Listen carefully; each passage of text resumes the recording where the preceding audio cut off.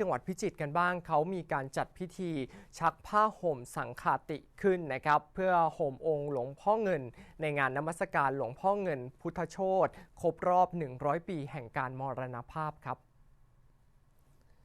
ที่วัดท้ายน้ำตำบลท้ายน้ำอำเภอโพธิ์ทะเลจังหวัดพิจิตรครับนายสมศักดิ์จันทรสมบัติรองผู้ว่าราชการจังหวัดพิจิตรพร้อมด้วยหัวหน้าส่วนราชการพุทธศาสนิกชนชาวอำเภอโพธิ์ทะเลนะครับตลอดจนศิษยานุศิษย์ของหลวงพ่อเงินจัดพิธีชักผ้าห่มสังฆาติขึ้นครับเพื่อห่มองค์หลวงพ่อเงินในงานนมัสการหลวงพ่อเงินพุทธโชตครบรอบ100 ปีแห่งการมรณภาพโดยในปีนี้นะครับก็เป็นปีครบรอบการมรณภาพ100 ปีของหลวงพ่อเงินพุทธโชต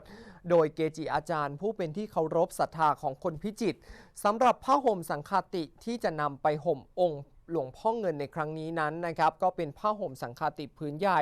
สั่งทำเป็นพิเศษเนื้อผ้าจะต้องดีนะครับแล้วก็เป็นที่ทนทานและมีคุณภาพอีกทั้งองค์หลวงพ่อเงินที่ตั้งอยู่กลางแจ้งจะต้องเจอแดดเจอลมเจอฝนขั้นตอนก็จะนำมาม้วนผ้ายาวประมาณ20 เมตรกว้าง 2.9 เมตรนะครับตั้งไว้ที่ศาลาด้านหน้าองค์หลวงพ่อเงิน